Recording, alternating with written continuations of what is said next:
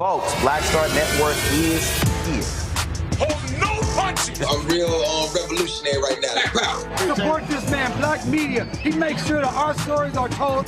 Thank you for being the voice of Black America, Roland. Stay black. I love y'all. All momentum we have now, we have to keep this going. The video looks phenomenal. See, there's a difference between Black Star Network and Black-owned media and something like CNN. You can't be Black-owned media and be scared. It's time to be smart. Bring your eyeballs home. You dig?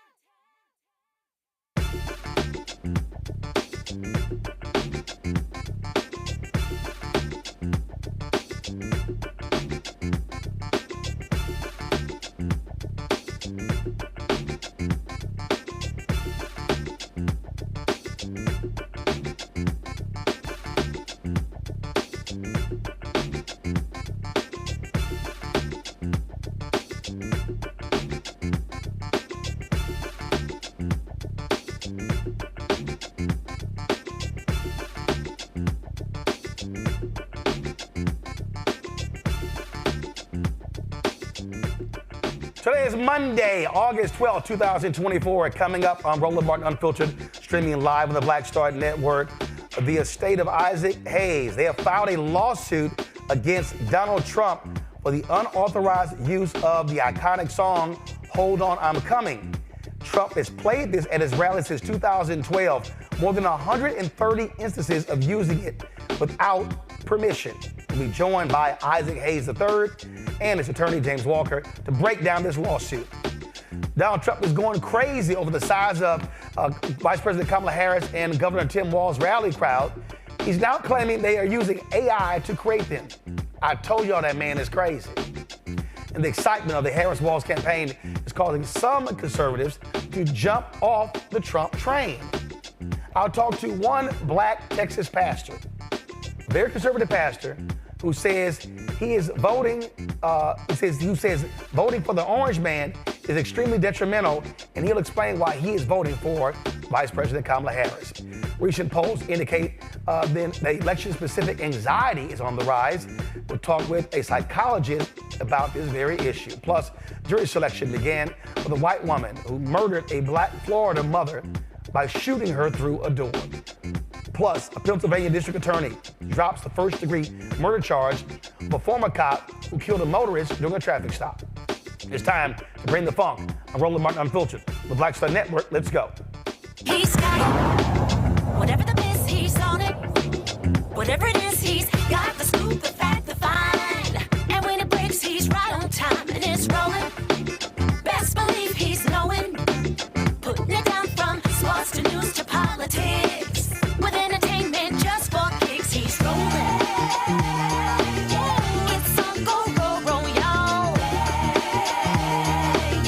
It's Roland Martin, rolling with Roland now. He's funk, he's fresh, he's real, the best, you know he's Roland Martin now.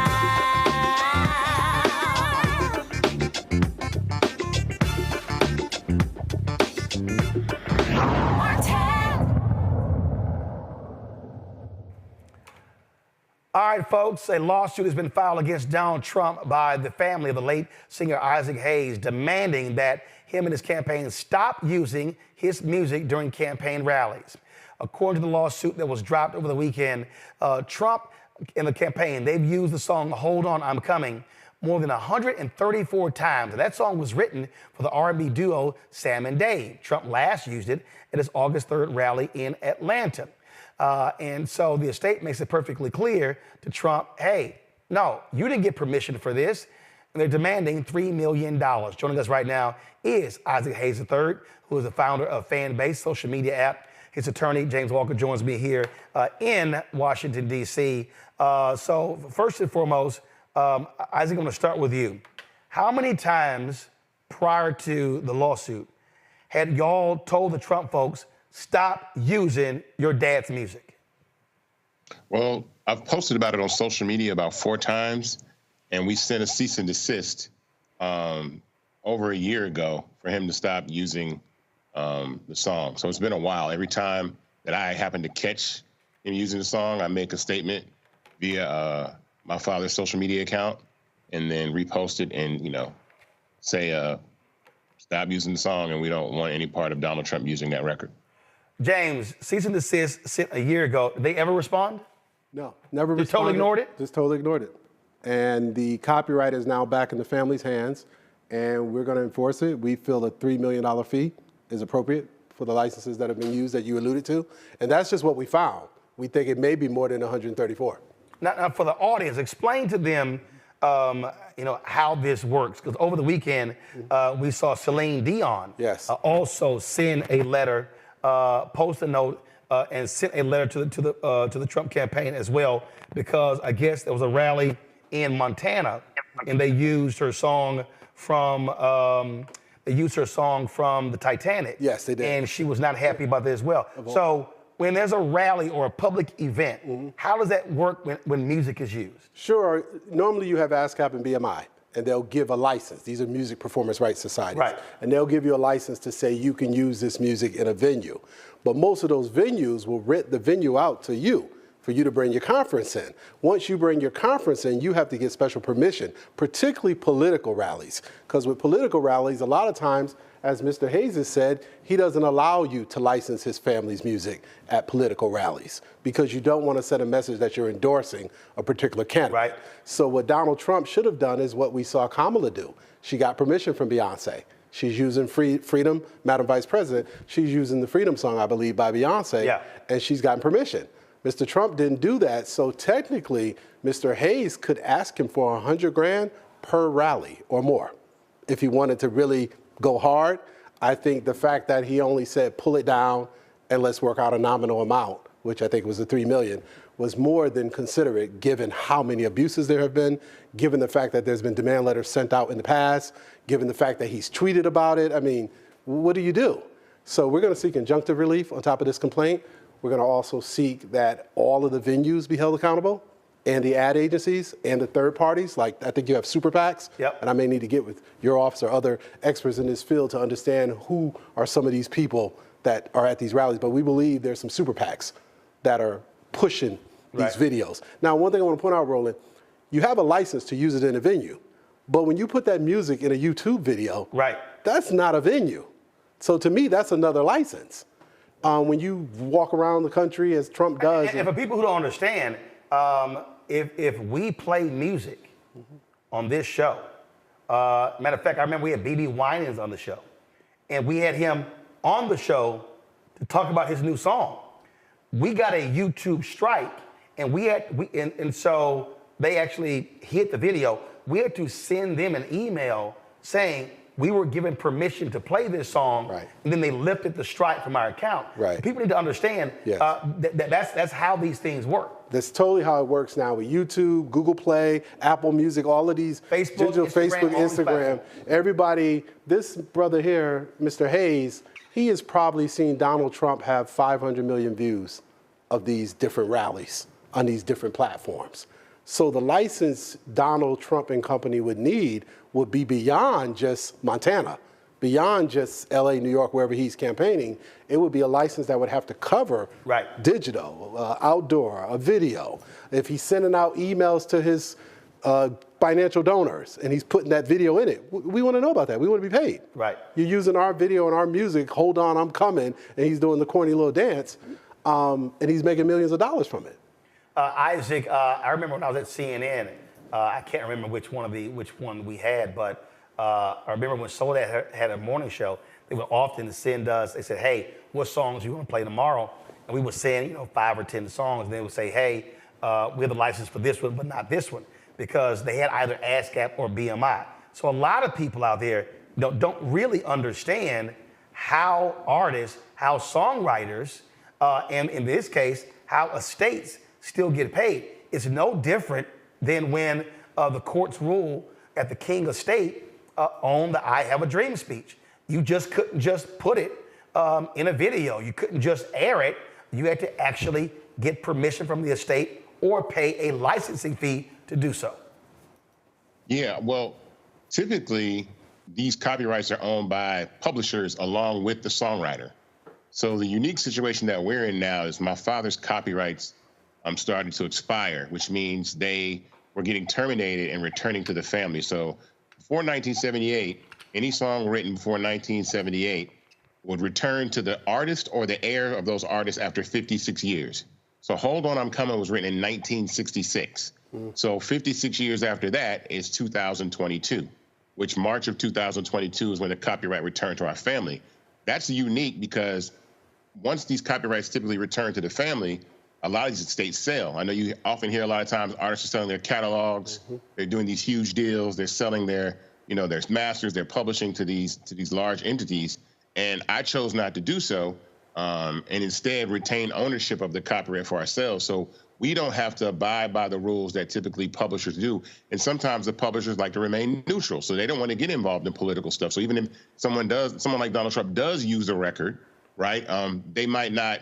The artist might express that they don't want the artist to use the song. So, for example, if Celine Dion says that she doesn't want Donald Trump to use the song, she can say that. But if she didn't write the record or she doesn't own the publishing to the song, she has no legal control to be able to stop it. Well, that's why this is the statement that she put out. Go to my iPad. it says Celine Dion's management team and her record label, Sony Music Entertainment Canada, Inc., became aware of the unauthorized usage of the video. And so this is her making a statement here. And we've seen a lot of artists going back to when he ran in 2016 saying, no, you can't play our stuff. I think the Rolling Stones. Tom Petty. Well, James. Tom Petty. So a number of artists, Tom Petty as well, they were like, say, dog, we don't like you. Right. Don't play our stuff. Right, exactly. Because they didn't want people thinking playing the artist music that they are supporting Trump. Now, something the brilliant Isaac Hayes just pointed out is that there's a right of privacy, a right of publicity. So Dr. King's family was able to win because they were able to argue, this is his image, this is his name, this is his likeness. If you're going to use his speech, you're violating that right of publicity, that right of like your own likeness to yourself, your own rights to yourself, your image. So by way of comparison, when they use Isaac Hayes' music, we feel they're violating his right of publicity in terms of the estate and the image, the legacy and reputation of Isaac Hayes by playing this music that suggests Celine Dion or the Rolling Stones or somebody else is endorsing the campaign of Donald Trump. So the time frame you've given them? 5 days. 5 days from when the suit was filed? Yeah, 5 days from when they got the letter. When, Saturday? Saturday they got the demand, and we're giving them this Friday, and we're going to seek injunctive relief, and then we're going to move to start doing what's called takedown notices, where we notify YouTube. Anywhere we see this video or these videos, we're going to start pulling them down. Isaac, last question for you. You've gotten a lot of MAGA hate as a result of this. Of course. I mean, that's not a problem. I mean, listen, the issue that I have, and I don't want this to be political because I know that, you know, things are heated right now, but it's more about the reputation and the character of Donald Trump, right? I'm a brother to 7 sisters. Donald Trump is found liable of sexual abuse.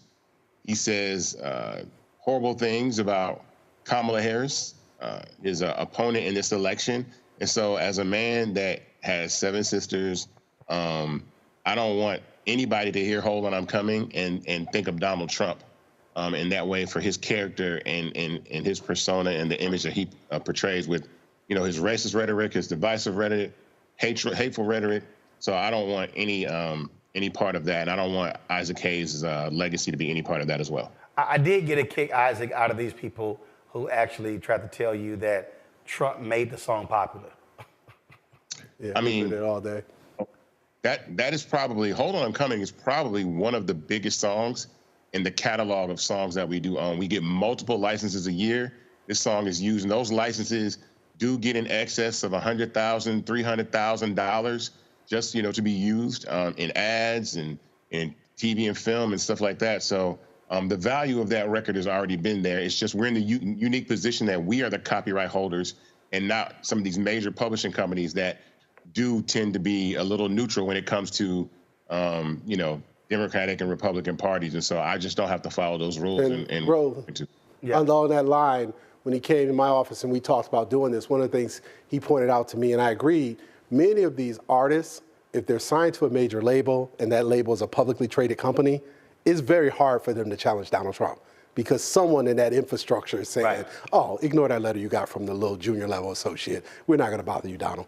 Somebody at a big, you know, Sony, Universal, BMG, one of these big companies that many of these artists or songwriters are signed to, the songwriter might be just as upset and might have the courage of Isaac Hayes III, but he or she is not going to get a response because Donald Trump's team has someone in the label team at the highest level that's his golfing buddy.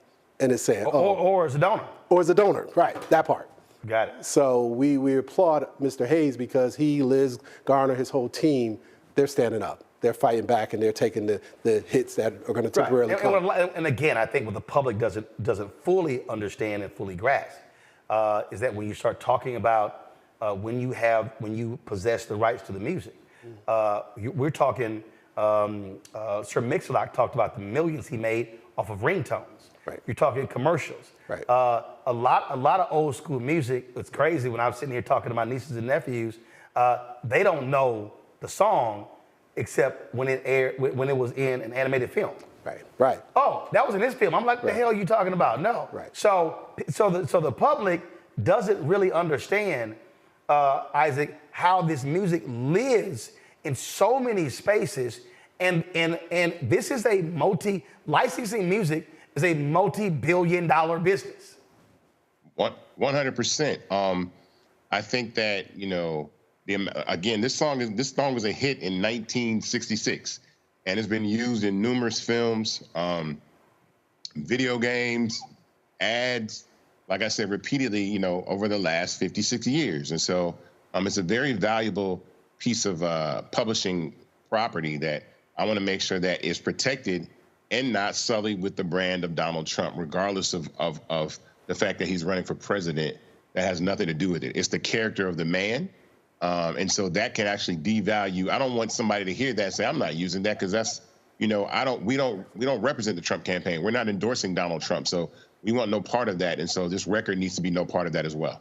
And to the people who don't understand music publishing, we all know this is August, the month of Michael Jackson. That publishing catalog is worth $2 billion or something. So publishing is where the money is, and what Mr. Hayes is doing for his dad's legacy, estate, and just reputation going forward the next 100 years is incredible. All right.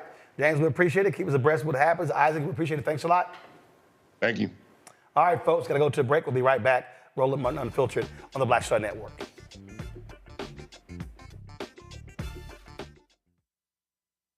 On the next Get Wealthy with me, Deborah Owens, America's Wealth Coach, Black Americans have 1/10 the wealth of their white counterparts. But how did we get here? It's a huge gap. Well, that's why we need to know the history and what we need to do to turn our income into wealth. Financial author and journalist Rodney Brooks joins us to tell us exactly what we need to do to achieve financial success. You can't talk about why we are, as Black people, where we are, unless you talk about how we got here. Bridging the gap and getting wealthy, only on Black Star Network. On the next A Balanced Life with me, Dr. Jackie. Stressing over money? Record inflation is making it hard to not only balance our checkbooks, but to balance our emotions. The way the whole economy is set up really is to play with our emotions. A very special show coming up with America's Wealth Coach, Deborah Owens. And our all-star panel will share insight, advice, and tips on how to keep your head above water and balance your life. That's on next, A Balanced Life on Black Star Network. Hello, I'm Paula J. Parker. Truly proud on the Proud Family. I am Tommy Davidson. I play Oscar on Proud Family, Louder and Proud. Hi, I'm Jo Marie Payton, voice of Sugar Mama on Disney's Louder and Prouder Disney Plus. And I'm with Roland Martin on Unfiltered.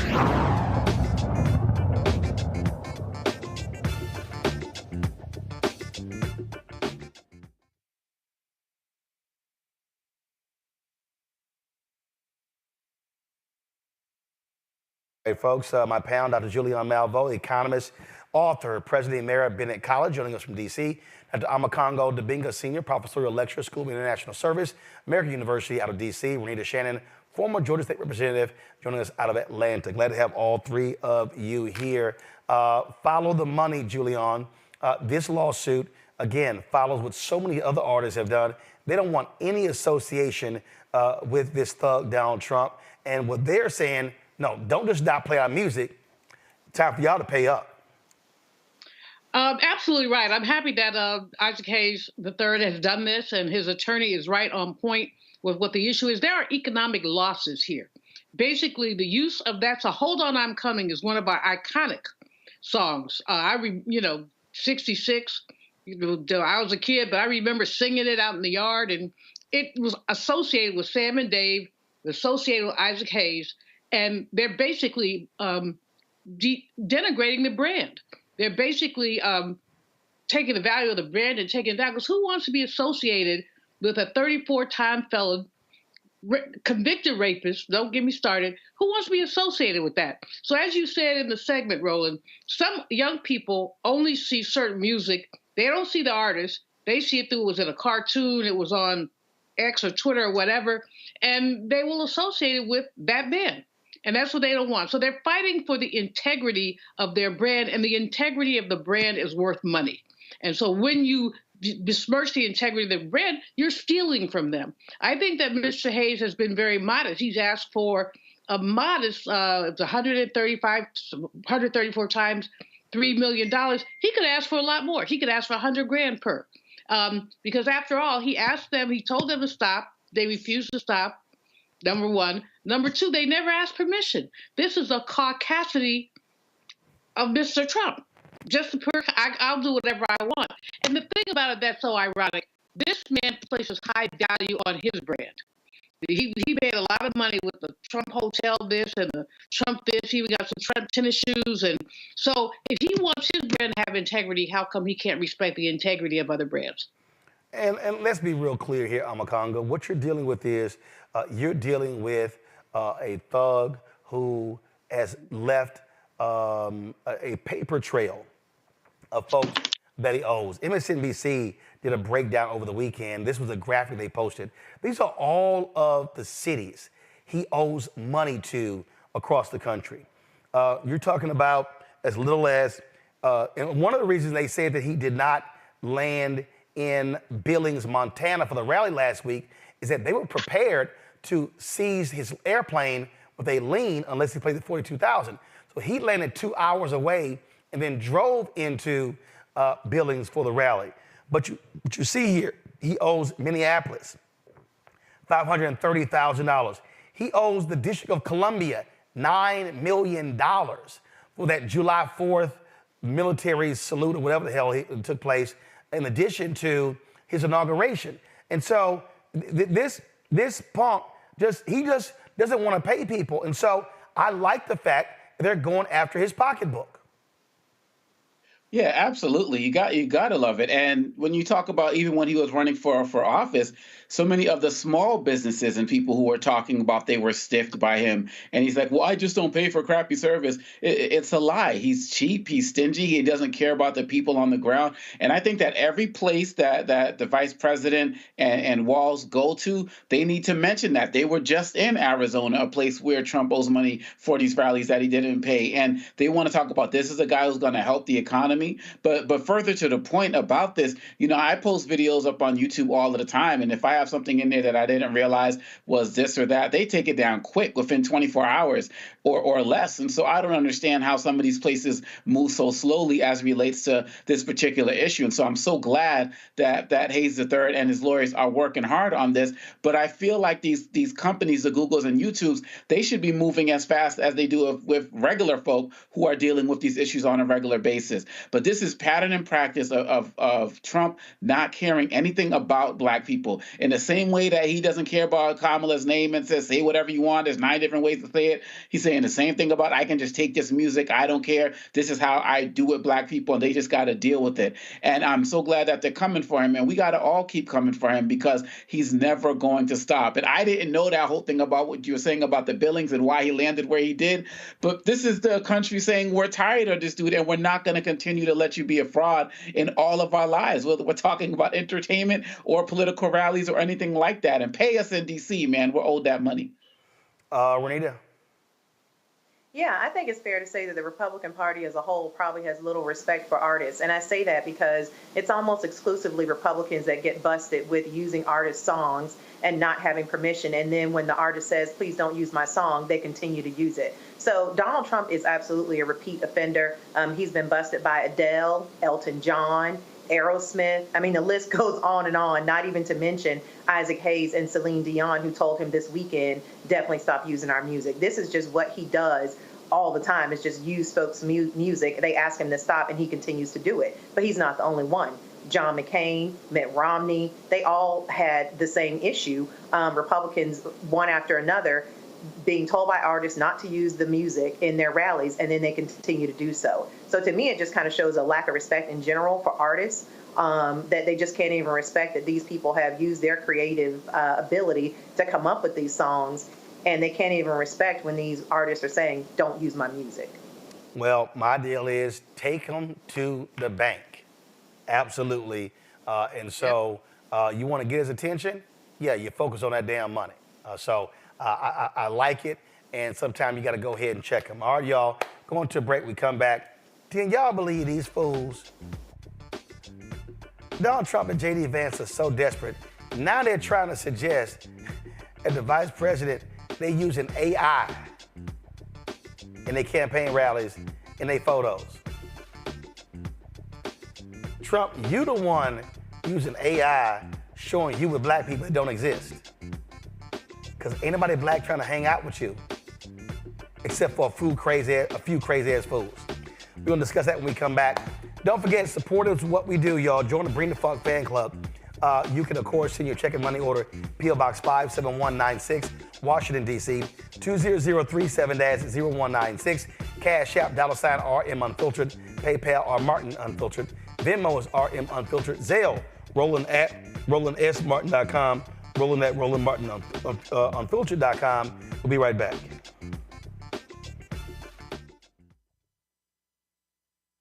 Next on the Black Table with me, Greg Carr.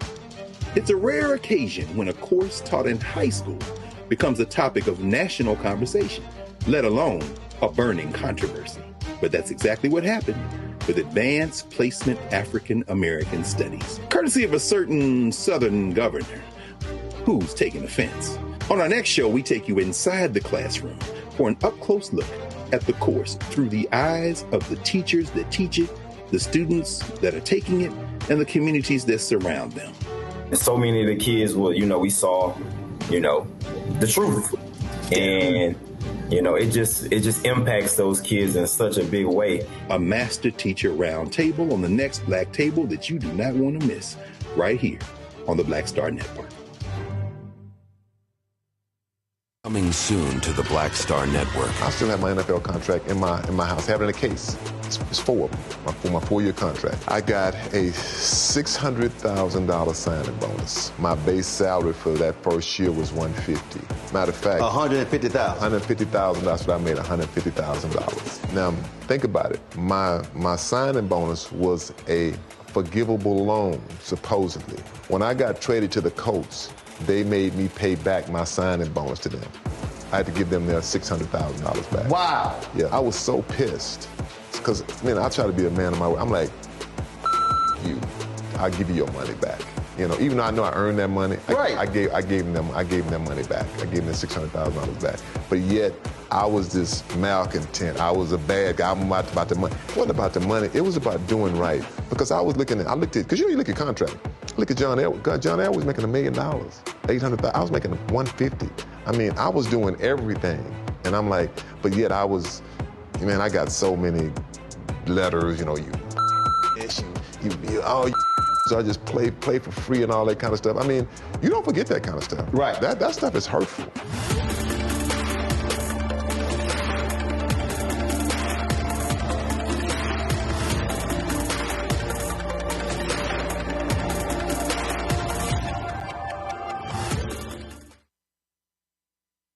Hey, it's John Murray, the executive producer of the new Sherry Shepherd Talk Show. You're watching Roland Martin Unfiltered.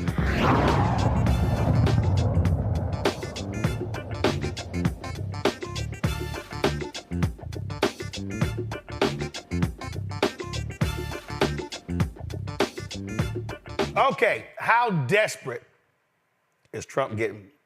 Now these fools are claiming Vice President Kamala Harris is using artificial intelligence to make the size of her rally crowds look bigger than they are.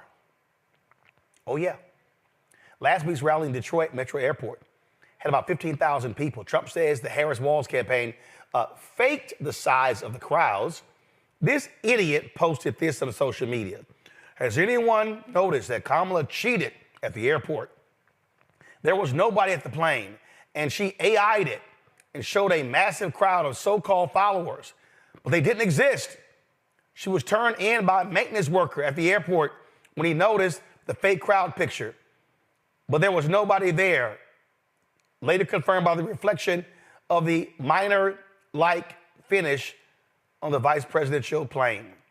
She's a cheater. She had nobody waiting, and the crowd looked like 10,000 people. Okay, so the crowd was a fake, and it wasn't 15, but the people didn't exist, but it was 10,000 people. I told y'all that boy dumb. Go to my iPad. Y'all want to see fake? These are photos the Trump campaign has been putting up. So this fool here, this Sharika, whoever the hell she is, they are afraid of black women supporting Trump because when we do, we drop the Hood Rat Act, and the left hates classy women. We also hate women with 6 fingers.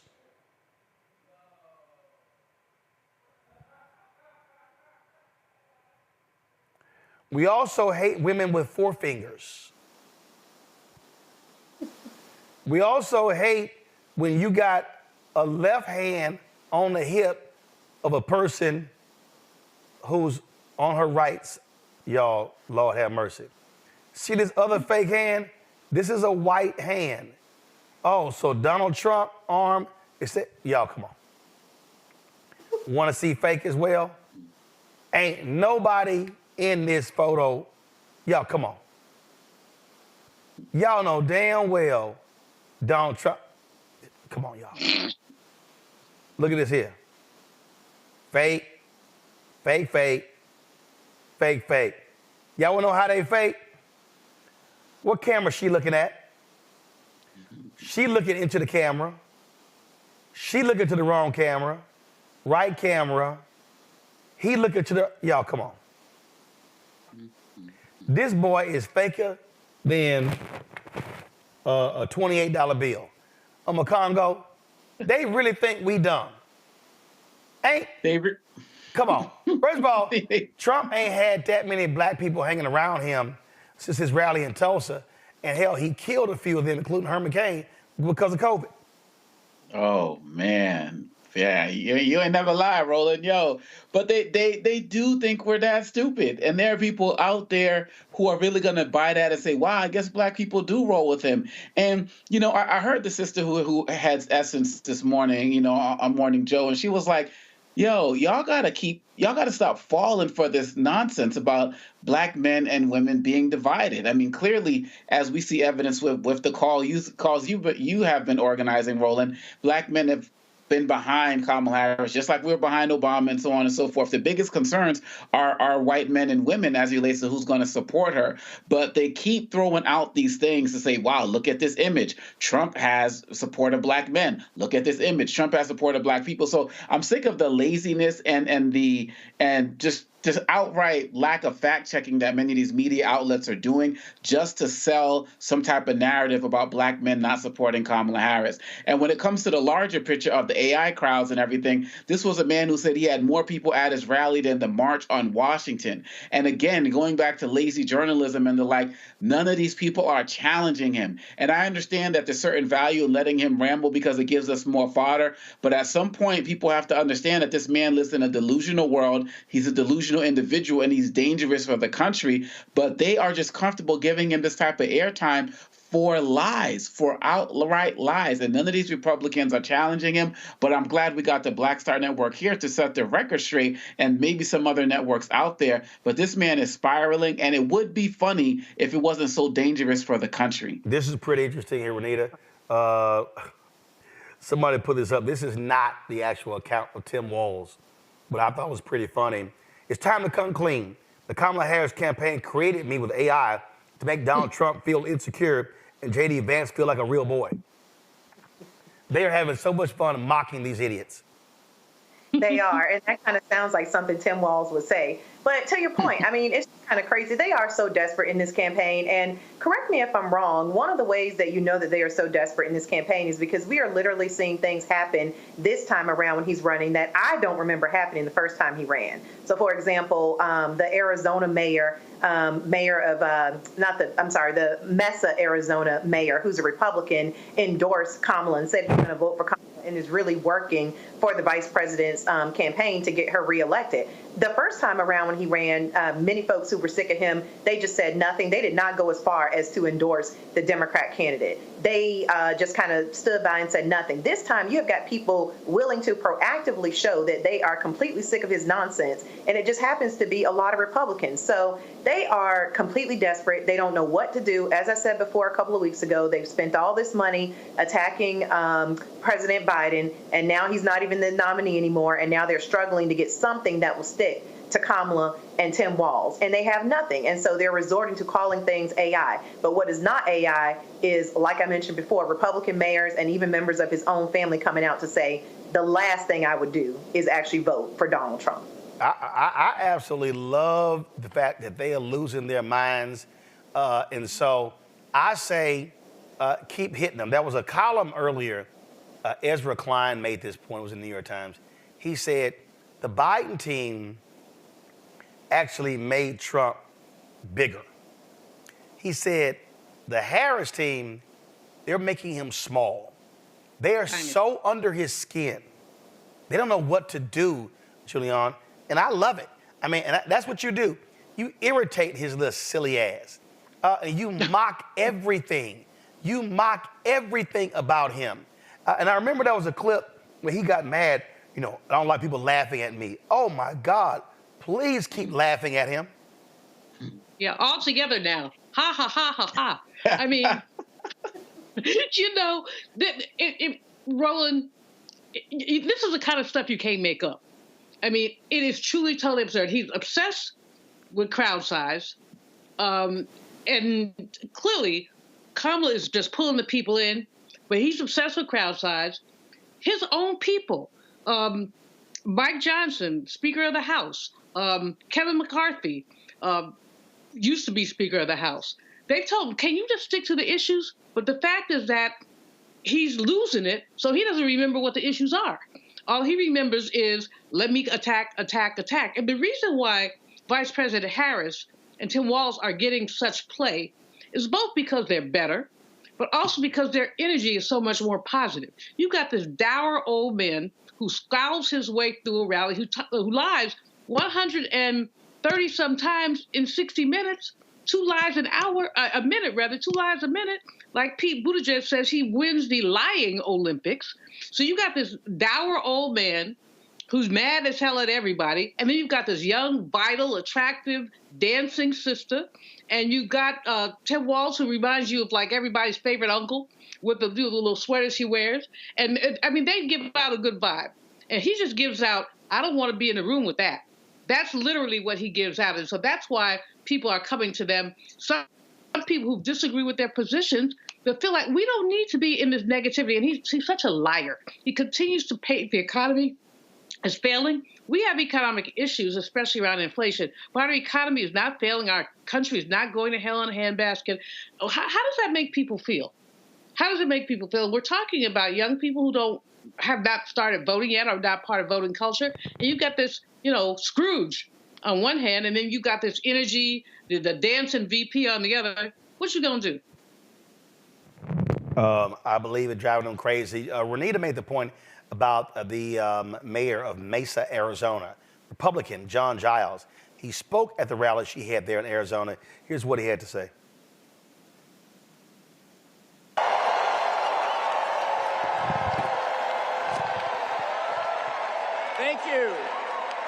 Thank you.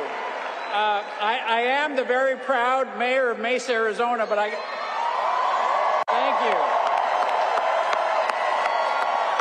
you. But I have to say, I feel maybe a little out of place today, partly because we're in beautiful Glendale. Okay, there's that. But as you may know, I'm a lifelong Republican. All right? Now, I have thank you for your warm response. I have to tell you that I do not recognize my party. It has been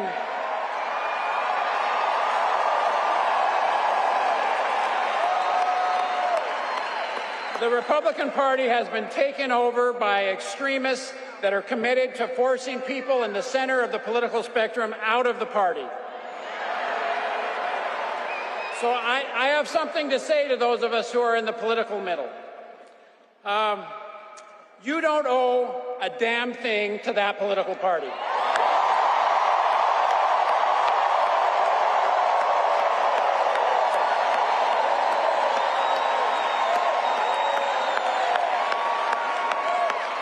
In particular, you do not owe anything to a party that is out of touch and is hell-bent on taking our country backward.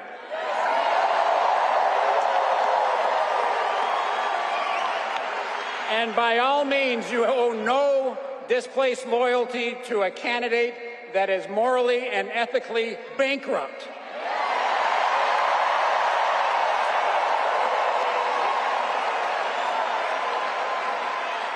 So again, to all of us, I would say, in the spirit of the great Senator John McCain, please,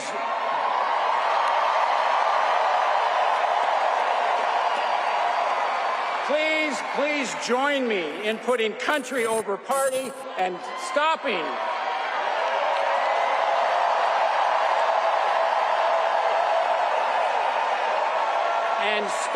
Donald Trump and protecting the rule of law, protecting our Constitution, and protecting the democracy of this great country.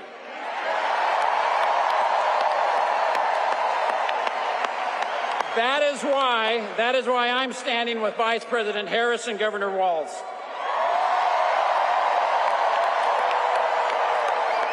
Seeing an increasing number of people do that, Renita, because they understand this. In a few moments, top of the hour, we're going to talk with a black conservative pastor out of Texas who just made it clear he simply cannot at all support Donald Trump because of integrity. Absolutely. People are just showing one after the other that they are completely sick of his crap, and that's what it is. It's crap. They're over it. They do not want the country led by somebody who only believes that laws are for other people but not for himself. Most of the things that he advocates for are just for himself to have better or different treatment. For example, not being held accountable when he commits crimes, but then for everyone else, it's law and order, lock them up. So, I mean, people are just really this election season seeing through a lot of what he's got going on, and both him and J.D. Vance are people who are completely desperate. They are weird. I think it's phenomenal that Tim Walz started that, campaign to start calling them weird, because that is what everybody is thinking looking at them. They are so weird in the things that they talk about. They're becoming completely unraveled in the face of not knowing what to do with this campaign and just being completely desperate. And it's just obvious to everybody. And so people are jumping ship left and right. As it relates to even people who have been lifelong Republicans, they are saying, listen, this is at a point where it's completely unattainable, and please don't support this man. Video has been circulating all weekend, Amakongo, of Mark Cuban just owning Vivek Ramaswamy, talking about how unethical Donald Trump really, really is. Listen to this. It's ethics. The man told Mike Pence not to certify the election. The man called the Secretary of State, or was it governor, I forget, and asked for 11,072 votes. The man has stolen from more hardworking Americans. You were against Trump in 2016, though. You were against Trump in 2016. Right, but he was unethical then, and he's still unethical. And in 20, right. That's right, but that's the whole point. I actually started off supporting Donald, and then I got to know him better. When did you support him? Like 2015, I was like, he's great. He's he's not a typical Stepford candidate. I thought that was a positive. I would think that's a positive, right? A business guy who's pretty practical. But then I got to know not him. Ideological. Then I got to Trump University, Trump Soho, stole $4 million from a friend of mine that had sued to get it back.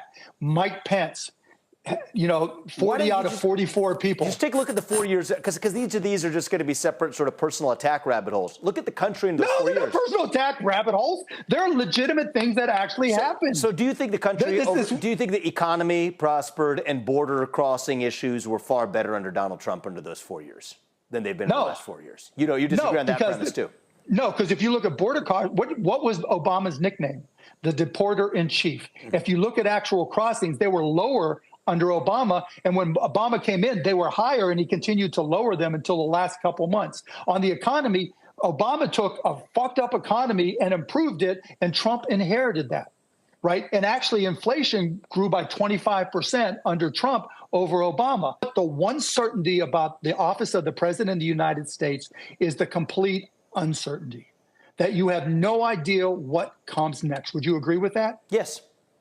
Okay, and so in my mind, and I think a lot of people's minds that oppose Donald Trump, is that you want somebody there that is educated on the world, but more importantly, just is ethical, right? So that they make ethical decisions. You want somebody when there is no precedent, it's never happened before. You want somebody that has hired not people who are most loyal, like Tony Soprano might have done, but hired the very best people. And those people want to stay and work for them, not that they're loyal. You want somebody whose first inclination is not to do what's in their own best personal interest. So right? Can I just say— you can't deny that's Donald Trump. I'm It's just like a CEO of a company. Would you hire somebody that has a long history of stealing from people, of being unethical? I'll tell you, would not, and you know it. Is Donald Trump a perfect person? No, he is not. Am I a perfect we're not person? talking about I'm not. minimal Are you a perfect person? No, You're not. No. But we have to we're ask not talking ourselves about who's the actual best have president. You ever stolen money? We have right now. I've never stolen money from anybody. No. Either have I. Right? Have you ever had a company? I have no evidence to say that Donald Trump has either. Oh, I do for sure. Ask Barbara Corcoran, right? You know, she had to sue to get her money back. Ask anybody from Trump University. Ask people who bought condos in Trump Soho. Ask people from, Trump Foundation that gave money there. Ask people who are giving money today, and he's using that money for his legal fees. So, this isn't like a little discretion. This is a habit. Mark, That's why I can't support him. Look, you were talking about ethics. You would not. Have you ever told any of your employees to short pay a vendor just to try to save some money? No. Either have I. What you saw right there, Makongo, was Vivek giving all excuses and denying the reality how grossly unethical Donald Trump is. And this is what happens when these guys get in front of real people, real journalists, real activists, real business folks who actually know what they're talking about and don't give these guys a pass. And this is why some of these guys got as far as they did, because they keep talking in audiences where they don't get challenged. But once people shine that light on him, Vivek has nothing for him. I mean, we're talking about people turning on Trump. Who is more prominent out there in the conservative spaces than New York Times opinion writer David French, whose latest piece says, to save conservatism from itself, I am voting for Harris. And then says later on, people say he's not, are you real conservative still? He says, I'm going to vote for Kamala Harris in 2024. And ironically enough, I'm doing it in part to try to save conservatism. And this goes specifically to Renita's point that in 2020, some people were just like, okay, I'm just not getting involved. Now they're actively getting involved. And I do believe it's just a matter of time before Chris Christie and Liz Cheney come out for Harris as well, because these guys are saying, look, we want to have the ability to be able to fight over our opinions, and that's not going to happen under this guy. So these guys, the mayor of Mesa, and these guys who are taking a stand, they need to be applauded. And one thing none of us are seeing, we are not seeing any Democrats for Trump organizations out there in any way, shape, or form. They are circling the wagons too, and I'm glad to see it, because we got to shine a light on all of this nonsense and darkness that they're putting out there. You know, I think here, again, this is why I think you're seeing the reaction from people to the campaign of Vice President Kamala Harris. Julian, they're sick of the doom and gloom and, oh my God, the world is ending. That's all you hear from those idiots, Trump and Vance, how awful and pathetic things are when they're not. And so I think that's one of the reasons why you're seeing people respond the way they are. But the bottom line is supporting this man is supporting somebody who's grossly unethical. Unethical, incompetent, and insane. Now, I'm not a psychiatrist and I don't play one on TV, but seriously, when you listen to this man, does any of this make any sense? And I think also people are very tired of the level of insults that are now just what we do in politics. How many times did he call this woman a low IQ individual? I mean, that's not necessary. He can disagree with her positions. He can attack her on reasonable things to attack her on, not calling her out of her name. But low IQ individual, that's his shorthand for he does not trust, he does not respect, first of all, Black people and Black women. That's his shorthand for that, because we know, those of us who are African American and have accomplished something, that's a slur that racists use when they can't have a conversation with you. Instead, they have to have a conversation about your IQ. But you're right, Roland. People are sick of him. They're sick of the negativity. They're sick of the nonsense. And Republicans who love their party, despite it all, are turning on him because he has literally ruined the Republican Party. He's turned them into a bunch of lemmings who he says the sky is yellow, and they say, oh, yeah, as opposed to saying, excuse me, dude, the sky is blue. So when you look at that Congress, you look at Mike Johnson, even McCarthy has turned against him after he dogged McCarthy, and McCarthy went down to Mar-a-Lago with his hat in his hand. But now he's come back and said, can't do it. So you're looking at increasing numbers of Republicans who their deep hidden integrity is coming up because, I remember Rockefeller Republicans. They were fiscally conservative and socially liberal. Do you have anything like that anymore? You have these people who basically would ruin the country for one man. It's one man. It's not the party. It's this one man. But they are going lockstep behind him. So, but good news is there. People are resisting. My smile of the day was learning that AOC is basically, I think, she's filed articles of impeachment on your uncle, Roland. People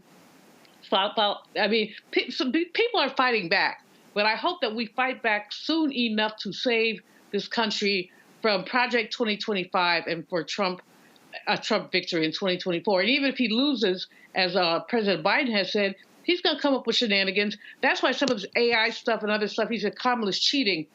It's not, he is crazy, okay, but also he's planting seeds of doubt of the minds of some of those people who drank the Kool-Aid a long time ago and will come back in November and say, well, she cheated.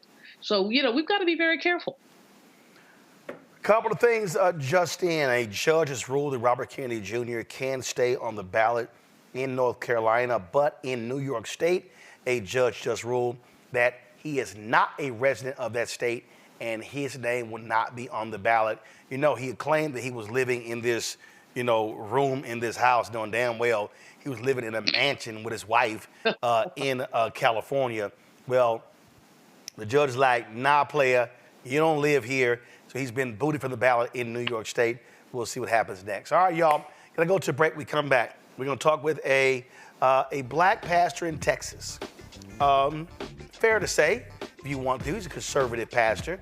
And he has shocked a lot of folks by making it clear he absolutely cannot support Donald Trump and will be casting his ballot for Vice President Kamala Harris.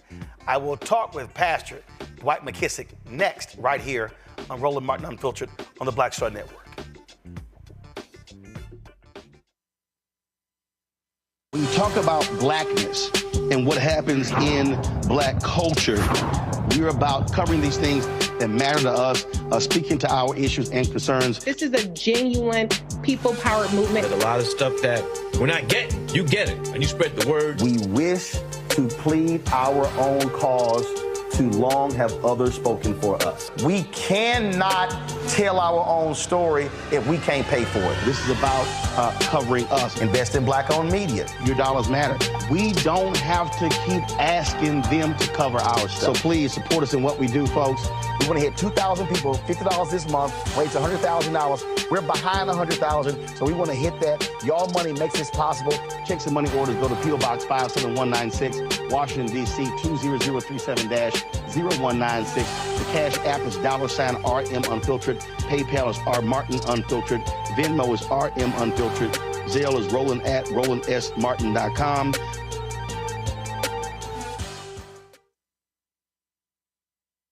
Next on the Black Table with me, Greg Carr. It's a rare occasion when a course taught in high school becomes a topic of national conversation, let alone a burning controversy. But that's exactly what happened with Advanced Placement African American Studies, courtesy of a certain Southern governor who's taking offense. On our next show, we take you inside the classroom for an up-close look at the course through the eyes of the teachers that teach it, the students that are taking it, and the communities that surround them. So many of the kids we saw, the truth. And, it just impacts those kids in such a big way. A master-teacher roundtable on the next Black Table that you do not want to miss, right here on the Black Star Network. I am Tommy Davidson. I play Oscar on Proud Family, Louder and Prouder. Right now, I'm rolling with Roland Martin, unfiltered, uncut, unplugged, and undamn believable. You hear me?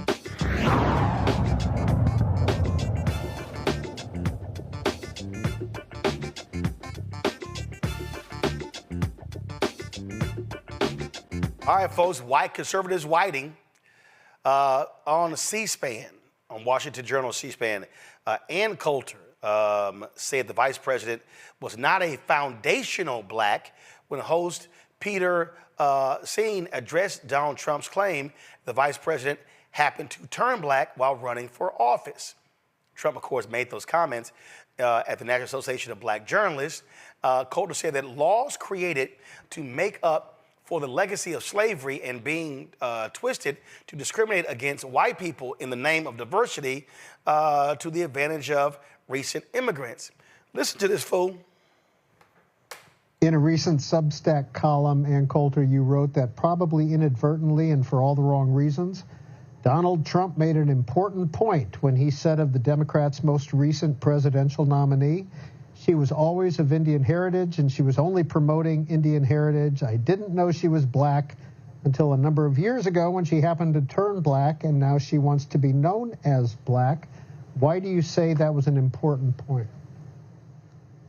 Well, I write about this a little bit in my book, Mugged, about racial demagoguery, and also in Adios America about immigration. And that is, the important point he should have made is that the entire purpose of affirmative action, set-asides, civil rights laws that limit constitutional rights to freedom of contract, freedom of association, all of that was to make up for the legacy of slavery and Jim Crow. So unless these benefits are going to, roughly defined, foundational black Americans, the descendants of American slaves, you've taken away the whole purpose of this.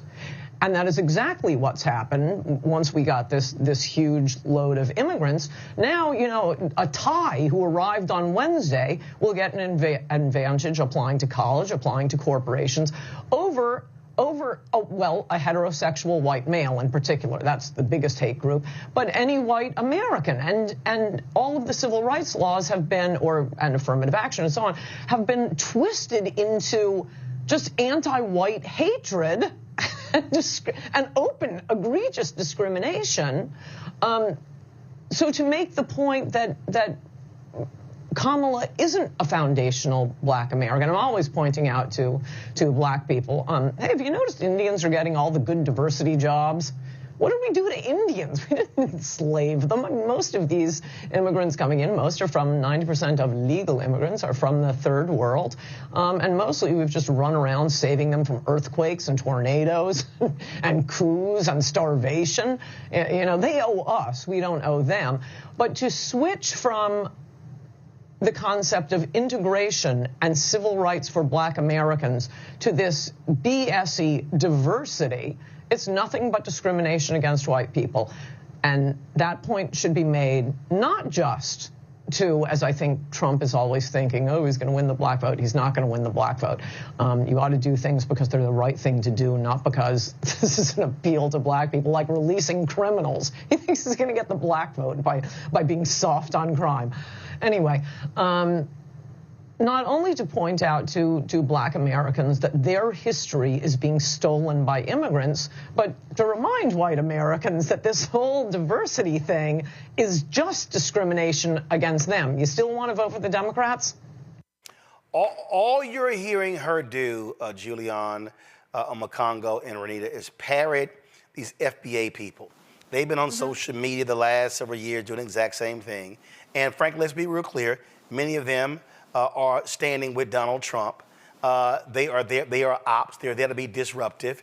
And what's also ridiculous is that when these fools start talking to Renita, you're complaining about where the boat dropped people off. This notion that Haitians, Jamaicans, and others were not impacted by slavery is pretty stupid. Yeah, Ann Coulter, number one, let me just say this. I don't know what it is about election season that makes white people feel like they can weigh in on who is black and who is not. But PSA, there's never a good time for you to weigh in on this topic. You have no right to weigh in on this topic. This does not concern you. Ann Coulter needs to mind her business. This has nothing to do with you or a community that you've ever been a part of and that you know anything about. So I don't know what it is about election time, but every time this is what happens every 4 years. You know, they are weighing in on who is black and trying to cause division. And like you said, Roland, it's mostly just Republicans ear hustling on the internet, looking at the comments of what black people are discussing amongst our own community, and then trying to use that to score election points, trying to use that to bring more people to vote for Republicans. And it is something that really black folks should not fall for, should not fall for, because we see over and over again where they ear hustle on the internet and then they come out and try to make it seem like they are so in tune with our community. And then some folks will say, oh, well, they really understand us. Maybe I should, maybe they do have something in their platform for black folks. No, they don't. This all boils down to ear hustling, and nobody should be fooled by it. Makongo? Look, at the end of the day, they feel like they can tell us who we are, but don't want to have a conversation about everything that they've done to change or expand whiteness in order to keep some form of majority. Remembering the fact that Irish people were not white when they got here, Italian people were not white when they got here. Even at certain points, they made people from certain Asian countries white. So they always try to make this race thing fluid, as I talk about in my book, Lies About Black People, to try to keep their numbers growing. And then they want to continue to try to dilute our population by throwing out terms like BIPOC and all of these things. And similar to what Renita was saying, they feel at election time they can tell us who we are. But the fact of the matter is, black is international. We're not talking about African American. That's a birthplace. Black is an international thing that people need to fully understand. And this goes to our last segment of dividing black men and women. They cannot divide us as black people. And the more we stand up and the more we coalesce around Kamala Harris, who has been black all her life, as we are defined in our community, the fact of the matter is we will continue to push back. And Ann Coulter, just listen to her. She starts talking about Thai people and then goes to quote unquote straight white men being taken their jobs. So what, all Thai people are gay now? Like, they have no concept of what they're talking about. So all they have is insults, and all they have is terms to disparage people of diverse backgrounds because they hate it and they don't know their history, which is why she can't talk about the fact that affirmative action benefited white women more than anybody else. They're ignorant, they're foolish, and they're dangerous, and we need to continue to call them out because we have the facts and history on our side. And another reason why I don't listen to any of them FBA people, Julian. Well, Ann Coulter is a certified public nut. My history with her goes back to my old CNN days. And she not only is she conservative, but she's also irrational. She's extraordinarily irrational. And this argument she makes about what is a foundational black person as opposed to an unfoundational black person? Has she ever taken a history class that discussed the Middle Passage, the transatlantic slave trade? Kamala's dad, Don Harris, who's an economist, he's Jamaican. But the same ship that stopped basically in Virginia probably eased on down the road, to Jamaica. So she doesn't know what she's talking about. But it is, as Makongo just said, it's a divide and conquer tactic that some black people are going to play into. There's this group of people called ADOS, American Descendants of Slaves. And they about as crazy as Ann Coulter. They believe that the only people who deserve reparations are the ones who can prove their enslaved lineage. Well, that's nonsense. Well, as Makongo says, we need to come together, not fall apart, and we need to be very clear. Economic injustice was done to all of us, and we all need to get reparations because of it. But Ann Coulter, I don't even know why she's still around, but she's a nut. She's a nut, and she's an anti-black nut at that. Yep, that's absolutely the case. All right, y'all, going to a break. We come back. pastor in Texas, conservative, tweets out, I cannot support Donald Trump. Oh, Lord, the white evangelicals are just losing, the white conservative evangelicals are just losing their mind. Well, he's going to join us next to explain why he's backing Vice President Kamala Harris. You're watching Roland Martin Unfiltered on the Black Star Network. Next on the Black Table with me, Greg Carr. It's a rare occasion when a course taught in high school becomes a topic of national conversation, let alone a burning controversy. But that's exactly what happened with Advanced Placement African American Studies, courtesy of a certain Southern governor who's taking offense. On our next show, we take you inside the classroom for an up-close look at the course through the eyes of the teachers that teach it, the students that are taking it, and the communities that surround them. And so many of the kids we saw, the truth. And it just impacts those kids in such a big way. A master teacher roundtable on the next Black Table that you do not want to miss, right here on the Black Star Network. Hey, it's John Murray, the executive producer of the new Sherry Shepherd Talk Show. This is your boy, Earthquake. And you're tuned in to Roland Martin Unfiltered.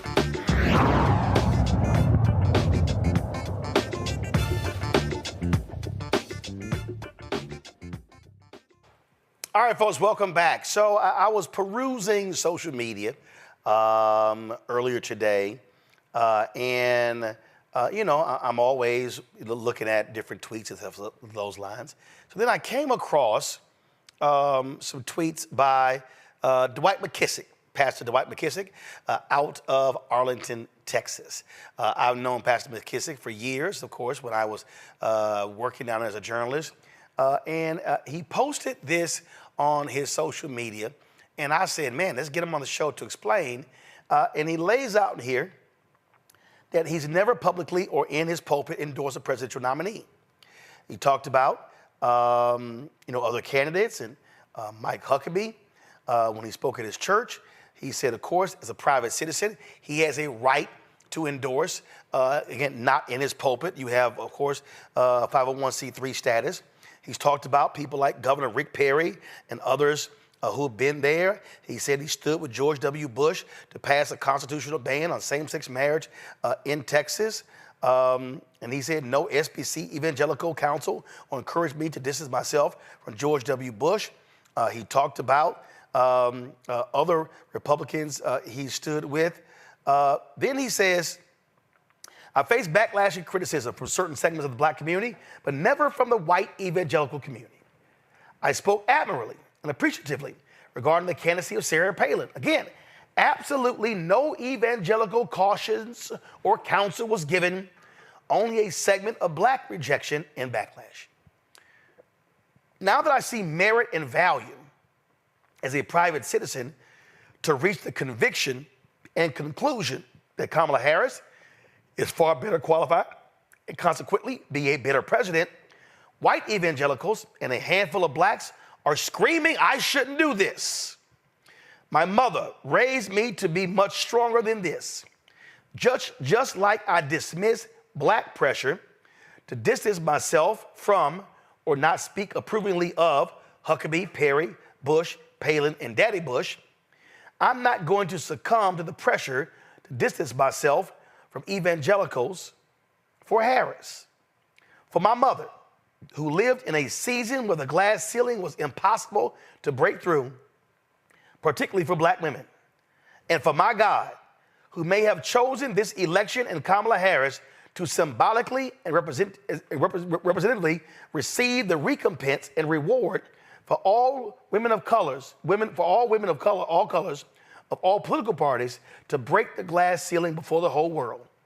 I feel compelled as a citizen, not as a pastor, to publicly support Madam Vice President Kamala Harris, particularly when I see the alternative as extremely detrimental to the best interest and goal towards one nation under God with liberty and justice for all. Pastor Dwight McKissick joins us right now out of Arlington, Texas. Doc, glad to have you back on the show.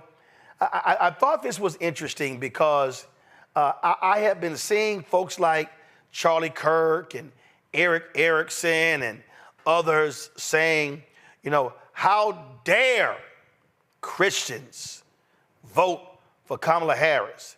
You are not a real Christian if you don't support Donald Trump. And you are like, whatever. I think it's ridiculous for John MacArthur and Al Mohler and others to assert that to vote for a Democrat. This is a secular election. Jesus said, my kingdom is not of this world. I don't know that you could place sin or immorality on whatever person or party, independent kind of category you might vote for. Cornelius, what is his name? Dr. Cornel West is running for that matter.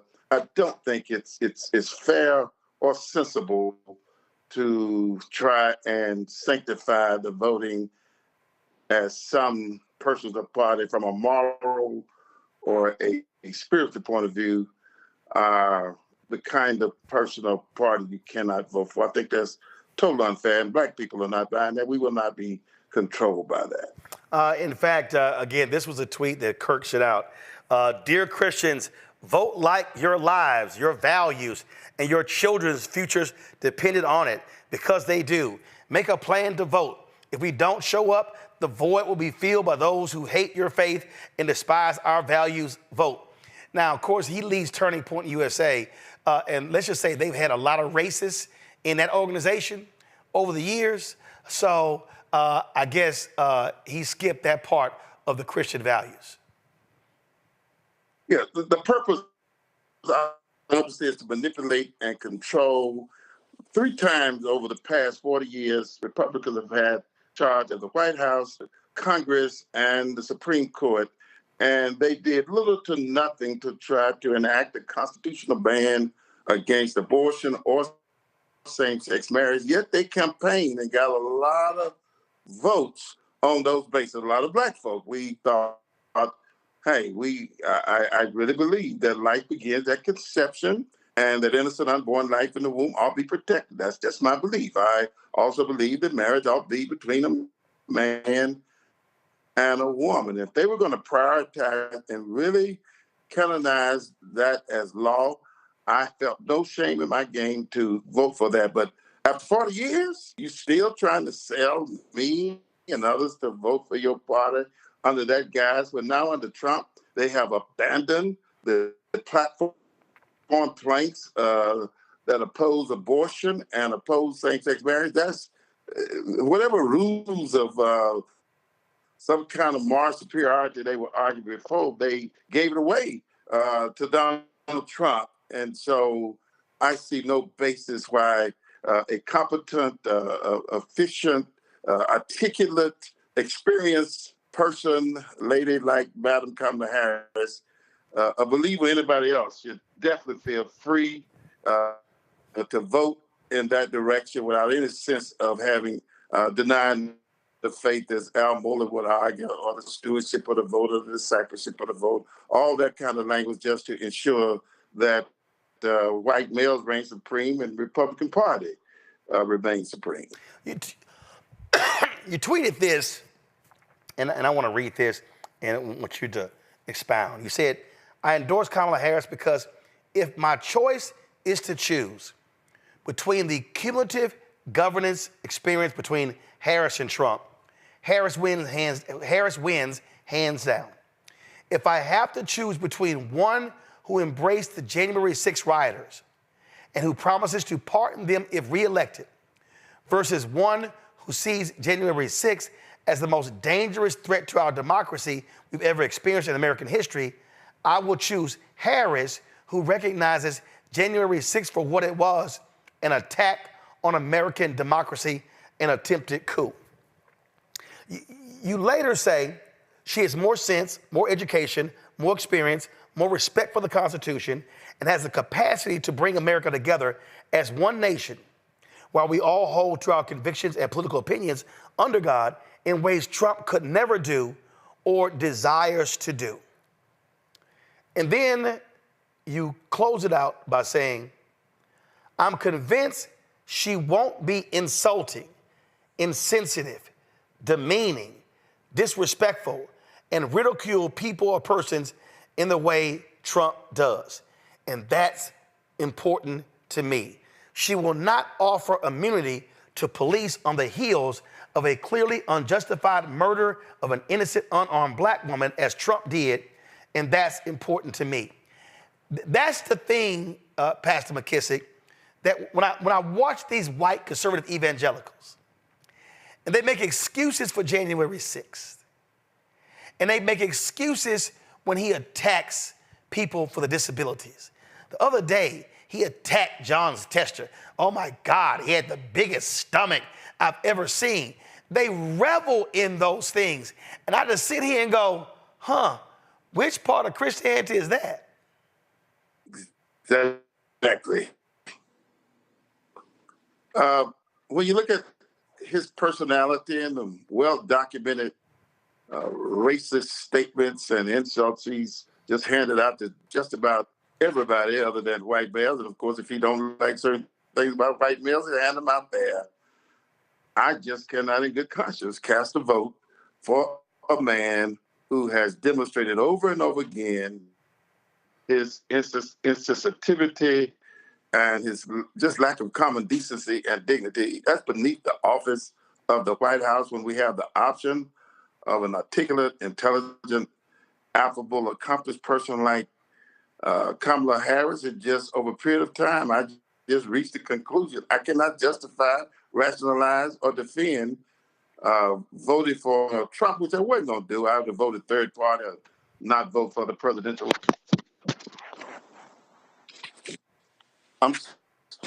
I got you. All right, hold on. Doc, just get your phone together. We'll come. Yeah, go right ahead. Can you see me or you can hear me? Oh, just keep talking. We got you. Don't worry about it. We got you. Yes. All right. Therefore, I just could not bring myself to make peace with voting for Donald Trump. And with this election being, I think, is very crucial. I can't sit this one out or vote for a third party because there's too much at stake. And that's the dignity of the entire country. We need a better ambassador representative of our nation, chief commanding officer of the military. And the more I just quantified Kamala Harris's background as prosecutor, attorney general, senator, vice president, those are some impeccable credentials. I just made peace with voting for her, in spite of I still hold to the positions of what's kind of been summarized as pro-life and traditional marriage. I will never negotiate or compromise those two principles, but neither the Republican Party no longer holds to those two principles. So that removed any hesitation I might have to support Madam Kamala Harris. I want to go to my panel. Let's see here. Julian, I'll start with you. Your question for Pastor McKissick. Pastor McKissick, first of all, thank you for you being so transparent. Obviously, if we had a conversation, we'd have a lot to disagree with, but I'm very excited about your support of Vice President Harris.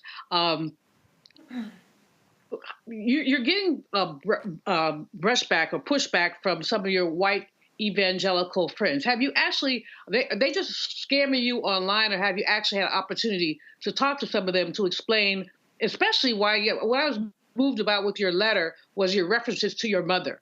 Have you had a chance to talk to them and explain to them why you feel so connected to Vice President Harris?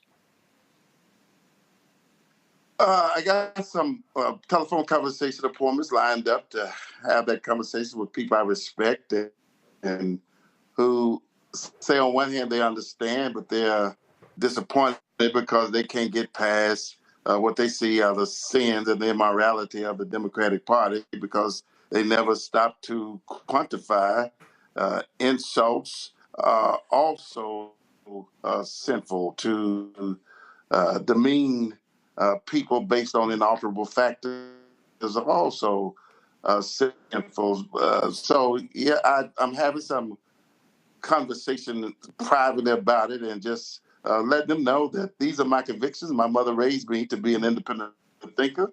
My mother raised me to respect women. The worst whooping I ever got in my life was getting in a fight with my sister who's 1 year older, and that whooping was, I remember to this day, and my wife has been the beneficiary. Only one wife for some years, but I've never put hands on her, in part due to my mama putting the worst beating on me that I ever had. So I see Donald Trump as being the very antithesis of evangelical faith and unworthy of their vote, let alone mine. Omakongo. Yes, Pastor, one of the questions that I have is that we see so many stories about white evangelicals and Trump, but I wanted to get your take on what's happening in the Black evangelical community as it relates to Trump. Has there always been support for Trump, and is it waning? Has there never been support? This is just something that we're not hearing anything about, so I wanted to get your take on it. It's a mixed bag. It's not strong. I think it is waning. At the same time, there are those who belong to the Southern Baptist Convention who feels like the unwritten code of policy is that to be a true evangelical means voting Republican, and some of them are afraid to get off the plantation or to change their minds about that for fear that they will be penalized within the framework of the SBC. We're hearing some of that. And these are the people I respect who just simply look at economic policy. They don't lower my taxes, and they'll vote on that kind of thing. But if you're not going to respect my mama, my wife, my daughters, I really am not impressed with you lowering taxes. They would look at he would, be good for business. So they make their decisions, some of them solely based on, as I'm sure we all know a lot of Black people in business who genuinely feel as if, and they may be true, I'm not smart enough to know, that voting Republican is better for them economically. So you do have that slice as well.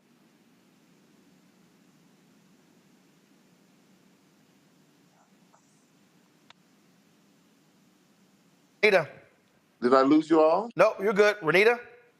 Yes, this is a two-part question. The first part is, did you publicly denounce Trump in 2016 and 2020 when he ran? And if you did not, here's the second part. What is it that what was the last straw for you this time around? Because much of what Trump is saying this time is not very different from what he said in 2016, 2020, the talking terrible about women, being extremely racist. A lot of what he's doing is sort of the same old stuff. And the Black community, the majority of the Black community were some of the first to say, hey, this guy is not good for the country. He's terrible. Do not give him a chance. So again, did you denounce him in his previous campaigns? And if not, what is the specific final straw this time for you? I did not vote for Trump in 2016. Honestly, I considered it because I tend to prioritize pro-life and pro-traditional marriage as worthy voting principles or motivations.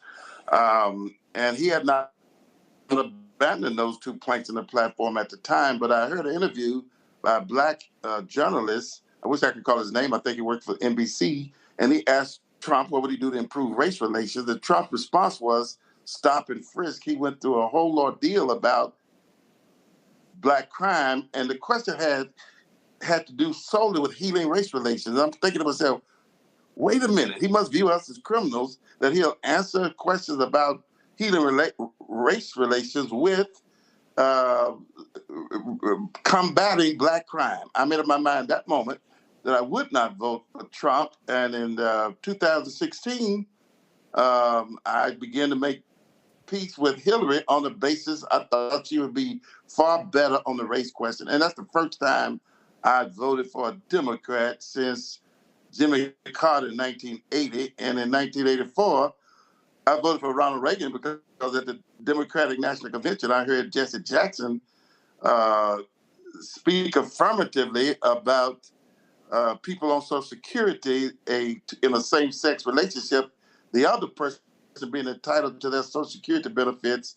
That knocked me over. I had no idea the Democrats were on that page. And listening to that and learning more about, and I studied both platforms and pulled out my Bible, and I reached a conclusion, at least on those social issues. I was more in tune with the Republican Party on network safety, safety issues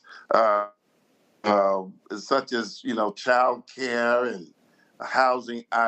Injustice, I related better to the Democrats. But my thing was, I'm the youngest of 9 children.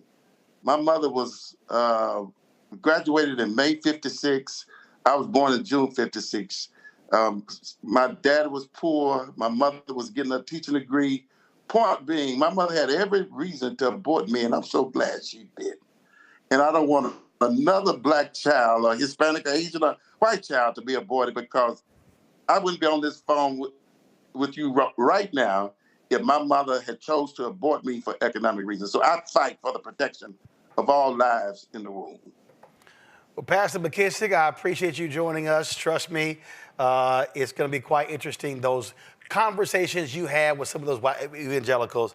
And so I'm sure you will be dropping some stuff on them that they probably ain't heard from some other places. So we appreciate you joining us on the show. Thanks a lot.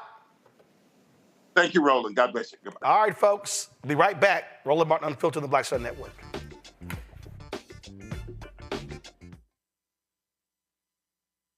Hatred on the streets, a horrific scene, a white nationalist rally that descended into deadly violence.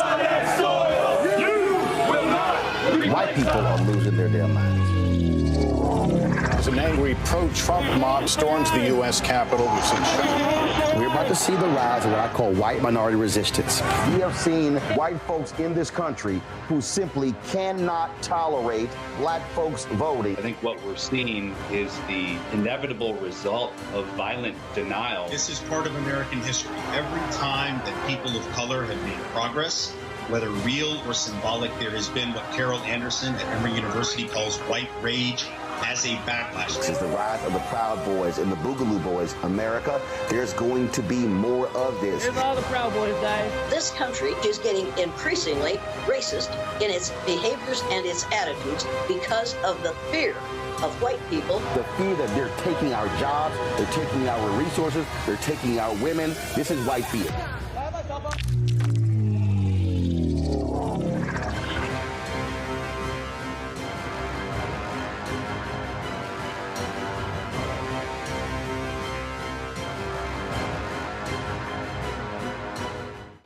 Pretending to be Roland Martin. Holla! You ain't got to wear black and gold every damn place, okay? Ooh, I'm an alpha, yay! All right, you're 58 years old. It's over. And you are now watching Roland Martin Unfiltered. Uncut, unplugged, and undamn believable.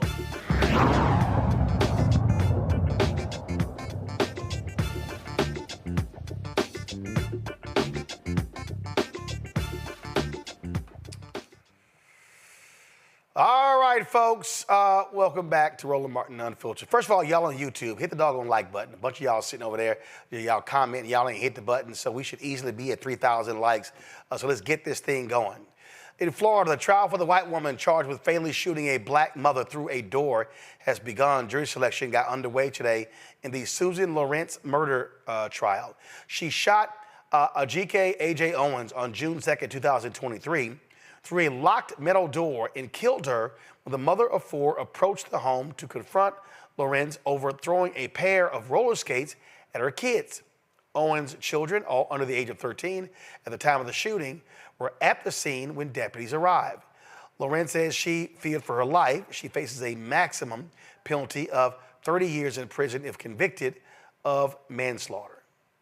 A Pennsylvania district attorney drops the first-degree murder charges against a former Philadelphia police officer who killed a man during a traffic stop last year.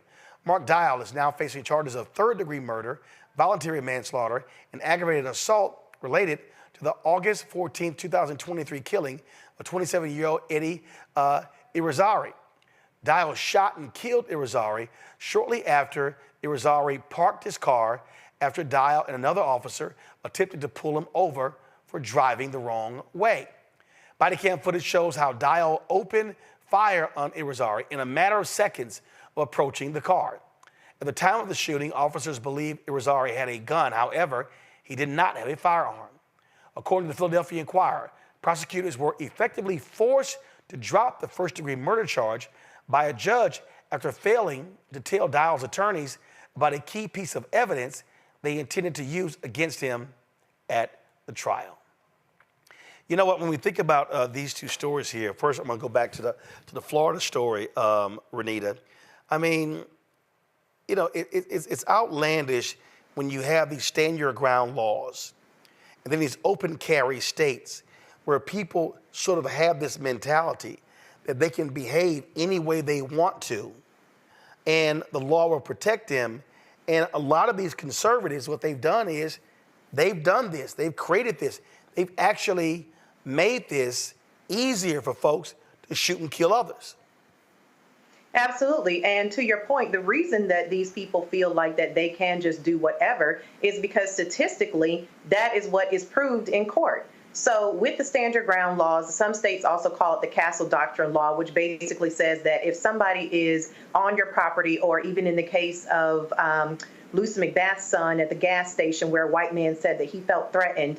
So it doesn't even have to be your actual home or any property that you own, but if it's pretty much in your vicinity, if someone comes at you, you have the ability to stand your ground and take whatever action to protect yourself. So those are the laws. But the statistics around this show that Black people are 20 times less likely to be able to use that defense than white folks when they go to court. So statistically, the courts are telling these individuals that if they do use the most extreme form of violence over something as small as in the case of the young mother who was killed, the first case that you mentioned, she was just knocking on her neighbor's door to see if she could get, I think it was an iPad back from one of her children that had been taken by the neighbor away from her children. And that woman decided to shoot her through the door and kill her. So the courts are telling them that this is that this is something that they can do, and that is why you continue to see it happen. So I am hopeful that in this case that there will be accountability, because we need to start setting the record straight. It should not be the case that you've got laws that apply one way for one person,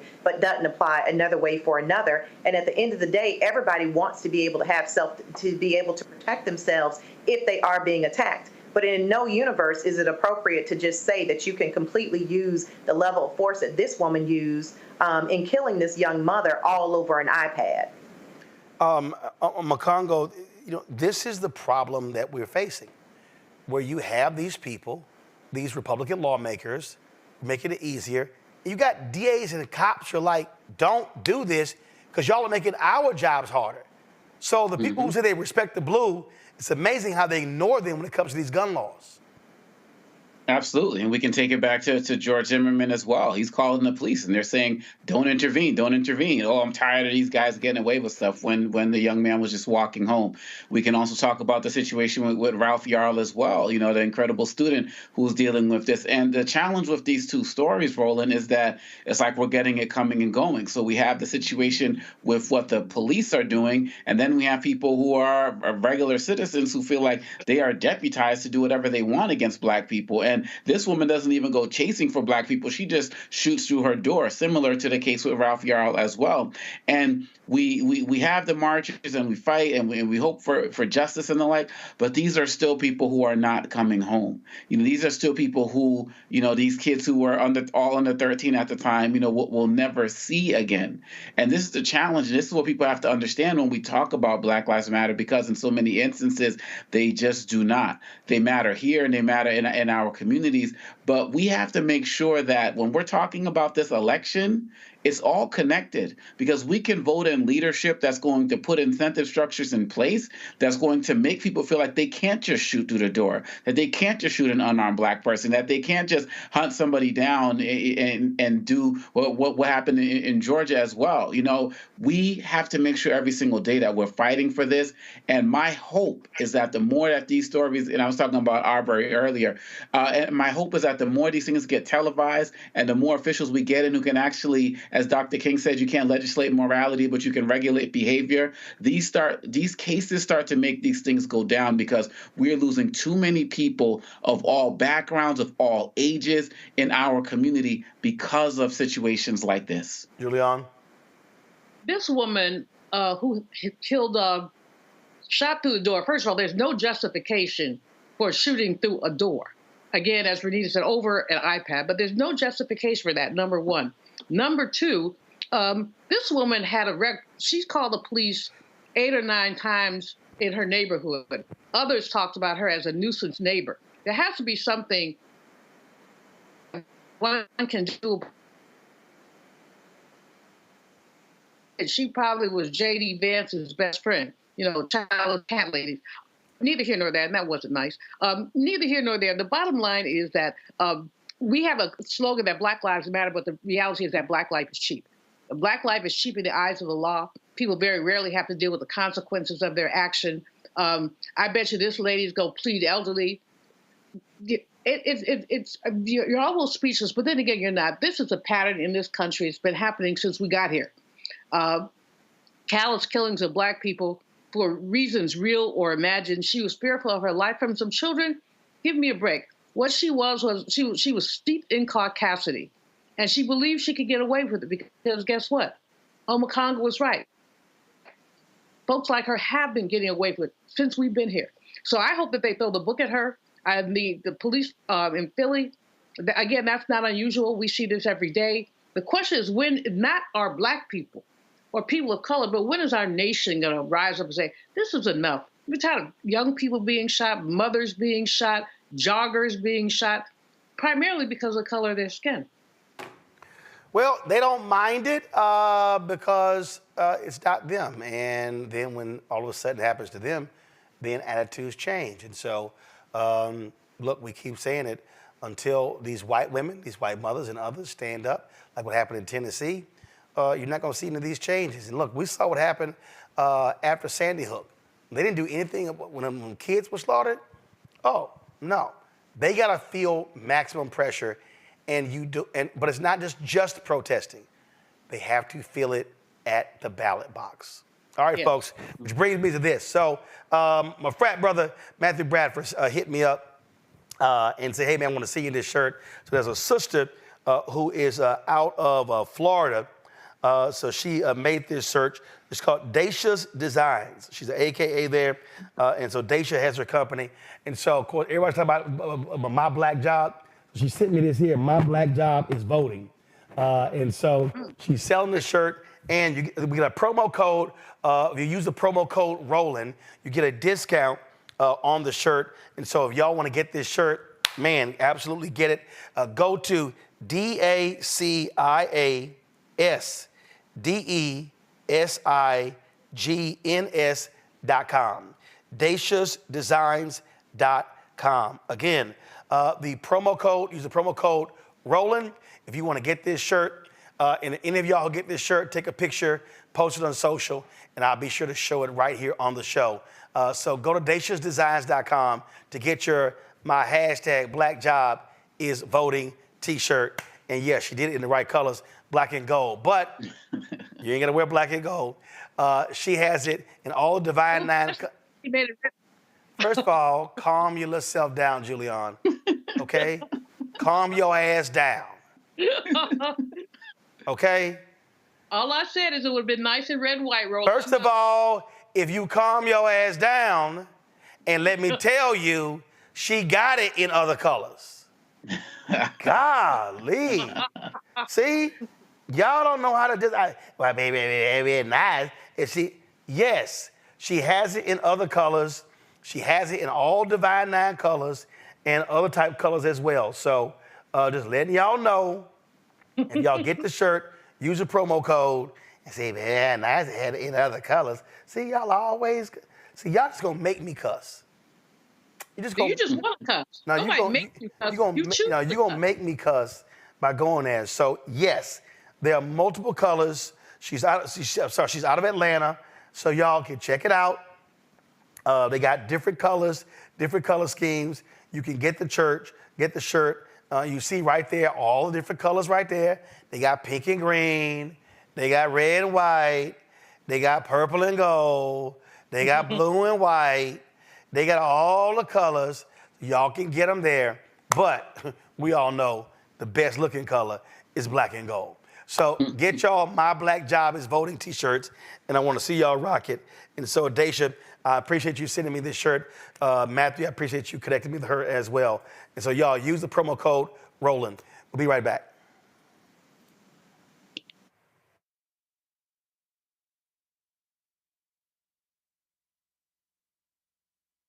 Coming soon to the Black Star Network. I still have my NFL contract in my house, having a case. It's 4 of them, my 4-year contract. I got a $600,000 signing bonus. My base salary for that first year was $150,000. Matter of fact, $150,000. $150,000. That's what I made, $150,000. Now think about it. My signing bonus was a forgivable loan, supposedly. When I got traded to the Colts, they made me pay back my signing bonus to them. I had to give them their $600,000 back. Wow. Yeah, I was so pissed. Because, I try to be a man of my word. I'm like, you, I'll give you your money back. Even though I know I earned that money, I gave them their money back. I gave them their $600,000 back. But yet, I was this malcontent. I was a bad guy. I'm about the money. It wasn't about the money. It was about doing right. Because I looked at, because you look at contract. Look at John Elway. John Elway was making $1 million, $800,000. I was making $150,000. I was doing everything.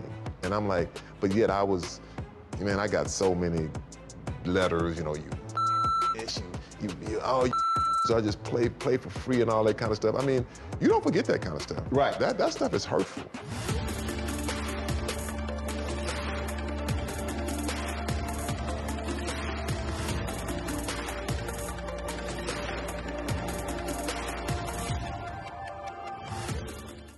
Hi, my name is Freddie Ricks. I'm from Houston, Texas. My name is Sharon Williams. I'm from Dallas, Texas.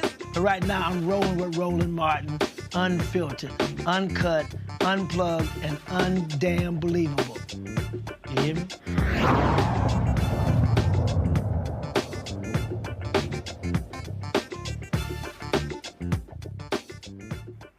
All right, how many times have y'all had to tell people regarding this election, well, I just told Julian, calm your ass down.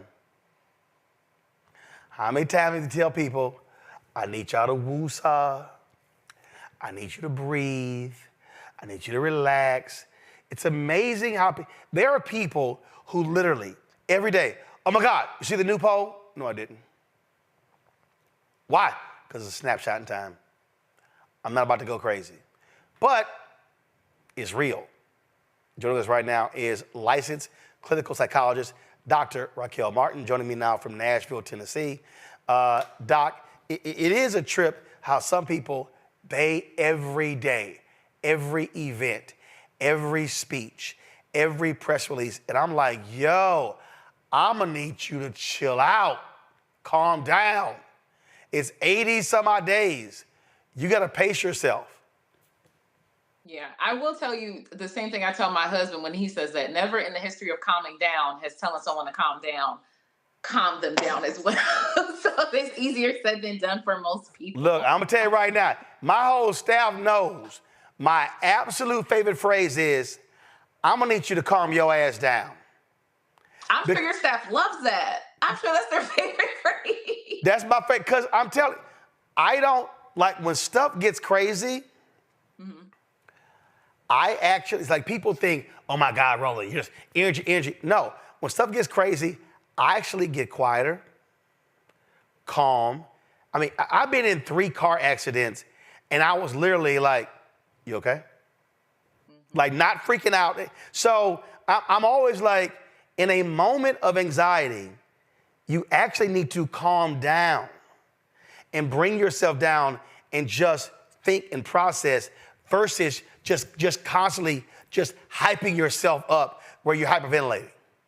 That's just. I agree. And I think for this election, as well as a lot of individuals are stressed out, not only because of the depth of the decisions, but also a lot of these decisions are based in and rooted in historical and ongoing oppression. But what you're mentioning is perfect. Like a lot of people need to take the time to focus on some kind of grounding techniques. You say that you take a breath, you see if everything's okay. I think that's very important. I also tell people to balance their news intake and curate their sources. You also shouldn't trust every single news source that you're listening to. So one of the things is, one, you're having constant exposure, but you're also not curating the sources where you're getting the news from, which is going to increase your anxiety exponentially. So people think I'm lying, but I'm not. I don't watch CNN. I don't watch MSNBC. I damn sure don't watch Fox. I don't watch ABC. I don't watch NBC. I don't watch CBS. There might be a clip, I might see something on social, but I'm not sitting here watching a whole hour show. I'm not sitting here driving myself crazy because, one, you can be so consumed. For me, it's about thinking. I'm always telling people, I need you to breathe. I need you to breathe and just bring yourself down because, again, the election is in 80 some odd days. Yeah. You've got voter registration deadlines coming up. So I'm like, yo, just understand no election is won today. You do all that you can. You check with the people around you, make sure they're registered, you make sure they're voting, you give them facts, you give them information, and you do it that way. But just going crazy over what might happen, that's probably for me. Oh my God, if he wins, chill. We can make sure he doesn't win. But trying to go there in August just makes no sense to me. Well, yeah, and I think other people can find a way to harness their anxiety as a motivator for change, right? Like the same way you mentioned, like, okay, so how do we make sure that he doesn't win? One of the stressors is feeling like you have no control over this. So why don't you harness your anxiety as a motivator for change? Get involved with organizations that are advocating for individuals being able to to vote and have the ability to get out. So get involved with Urban League or the NAACP or Black Voters Matter. If you feel like you're feeling helpless in this moment, think about how you're going to use that helplessness and change it into power. Oh, absolutely. Questions from the panel. I'm going to Congo you first.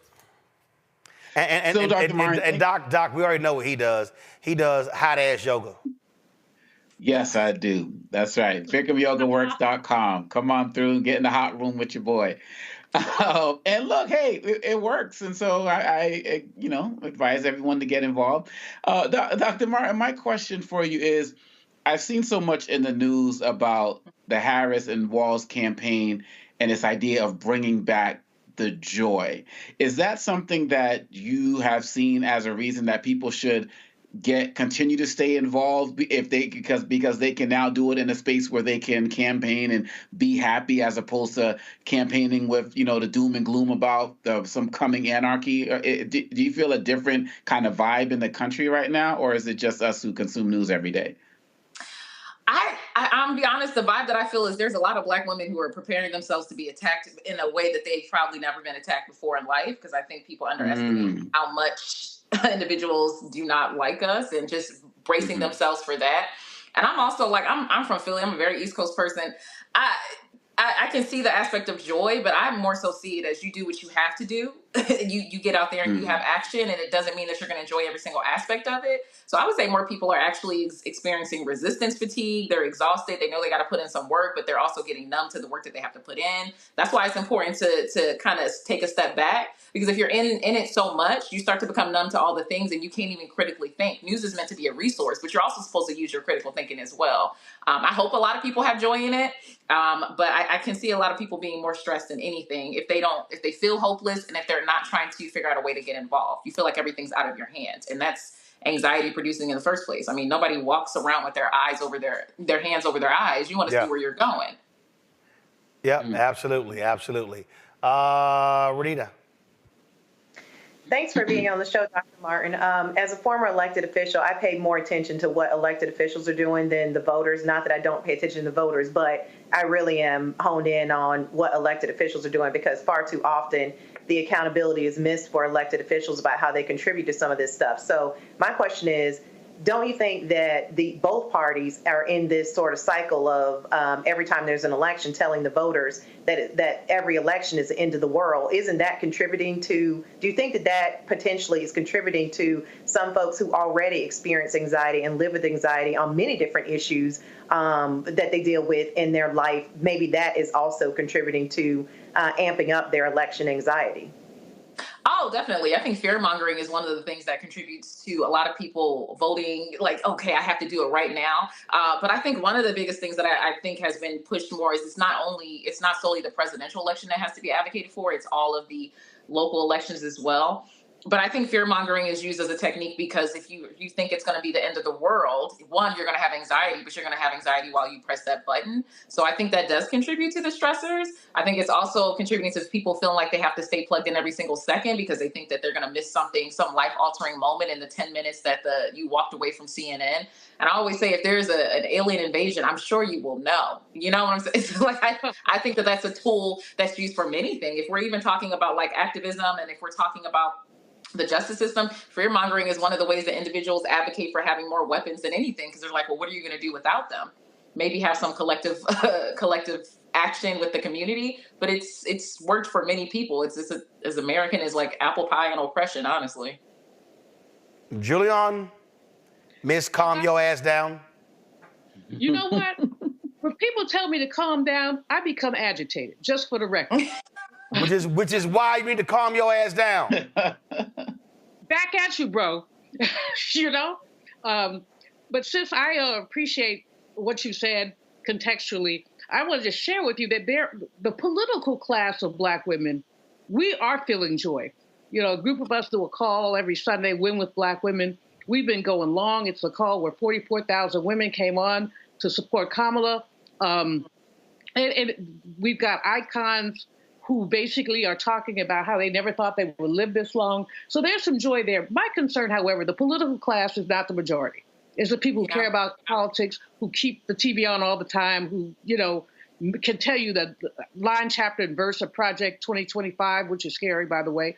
What do we say to the folks who basically haven't gotten into the politics, although it's August, but there are a lot of people who they still are just nihilistic. They don't care. What's going on with them, and what can we say to them to get them more bought into what's going on, how they can make a difference in this election? Yeah, I typically go with seeing the reason why they do not want to get involved. And I'll be honest, a lot of people get confused by politics. A lot of people think it's more intricate than it is. They don't feel like they have the expertise to have things breaking down. And I would say one of the things is look at the resources that are being shared. A lot of individuals, like the call with Black women that happens every single week, like the fact that things are being broken down, you're able to actually hear from political figures. If you feel like it's overwhelming, we do live in the information age. Find some resources that break it down for you appropriately. Also realize that it really is the aspect of this is the power that we're given. There is no, oh, it doesn't matter. I'm sure a lot of people thought it didn't matter. And then look what happened with the last presidential election, right? If you're feeling overwhelmed by all of the decisions, take a point to look into one specific thing that matters to you and look at the policies on that. If you're concerned about mental health disparities, if you're concerned about social programs, if you're concerned about when it comes to healthcare, take one point that you're interested in and look that up and see who aligns with your values in terms of voting. But please realize that there is no aspect of it not mattering. It does matter. And when it comes down to it and things get taken away and your rights get taken away and your privileges get taken away and you work backwards, you're going to realize that it could have been avoided with a vote. I think a lot of people are overwhelmed by the aspect of policy and someone learning more and more about it. At times it is meant to be confusing, but that doesn't mean you can't slow down and take a minute and just look at one point and go from there. Thank you. You calm now? No. Roland, you trying to get me to cuss. That's what's going on. And I'm trying that water. There you go. You calm now? No. See? And if I'm not calm, see, we just had a whole segment and your ass still agitated. Oh my God. Oh my God. All right, Doc. We appreciate it. Thanks a lot. Thank you. All right, y'all. That's it for us. Keep it calm, chilling. Let Julian go crazy. But do me a favor. First of all, you two folks, hit that like button. We also want y'all to support the work that we do here by joining our Bring the Funk fan club. We got to raise $25,000 because, again, when we go to next week, Democratic National Convention, we're going to be live 6 hours a day, Monday, Tuesday, Wednesday, Thursday, giving y'all a perspective you're not going to get anywhere else, the true Black perspective. So we'll be live in Chicago all next week right here on the Black Start Network. So please support the work that we do. Join the Bring the Funk fan club. Send your check and money order, P.O. Box 57196, Washington, D.C., 20037-0196. Cash App, $RM Unfiltered. PayPal, R Martin Unfiltered. Venmo is RM Unfiltered. Zelle, Roland at RolandSMartin.com. Roland at RolandMartinUnfiltered.com. Download the Black Star Network app. Apple phone, Android phone, Apple TV, Android TV, Roku, Amazon Fire TV, Xbox One, Samsung Smart TV. Also, be sure to get a copy of my book, White Fear, How the Browning of America is Making White Folks Lose Their Minds. Available in bookstores nationwide. Be sure to get your My Black Job is Voting t-shirt. Go to DaciasDesigns.com, DaciasDesigns.com. QR code on the screen there as well. Use the promo code Roland for your discount. And a portion of the sale shirt sold with that promo code comes back to the show. So I appreciate that, Dacia, and my frat brother Matthew Bradford hooking that up. Renita, Omakongo, Julian, thanks a bunch. I appreciate it. I'll see y'all guys later. Folks, until tomorrow. Holla! Folks, Black Star Network is here. Oh, no punches! I'm real revolutionary right now. Support this man, Black Media. He makes sure that our stories are told. Thank you for being the voice of Black America, Roland. Stay black. I love y'all. All momentum we have now, we have to keep this going. The video looks phenomenal. See, there's a difference between Black Star Network and Black-owned media and something like CNN. You can't be Black-owned media and be scared. It's time to be smart. Bring your eyeballs home. You dig?